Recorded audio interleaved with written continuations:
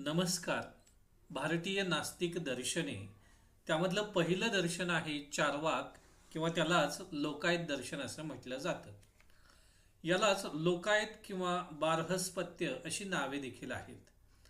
इसवी सन 9व्या शतकापासून चार्वाक हे नाव प्रचलित झालेलं आहे. बृहस्पती हे या दर्शनाचे प्रणेते मानले जातात. चार्वाकांनी प्रत्यक्ष हेच ज्ञानाचे एकमेव युक्त प्रमाण मानले, तर अनुमान व शब्द प्रमाण ही ज्ञानाची प्रमाणे ते नाकारतात.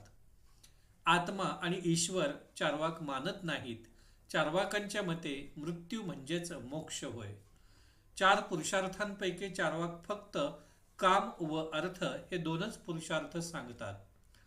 चार्वाकांनी जगाविषयी जडवाद मानलेला आहे.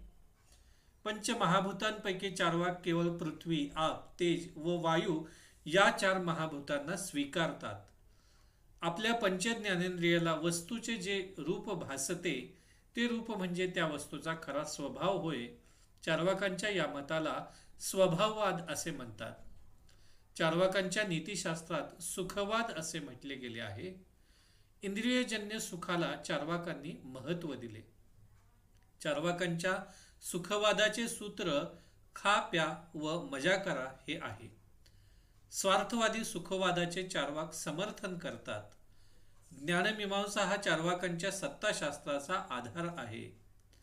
चार्वाक ईश्वर मानत नसल्याने त्यांना अनिश्वरवादी म्हटले जाते.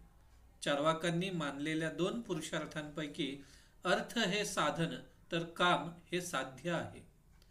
चैतन्य विशिष्ट देह म्हणजे आत्मा असे मानल्यामुळे चार्वाक देहात्मवादी ठरतात.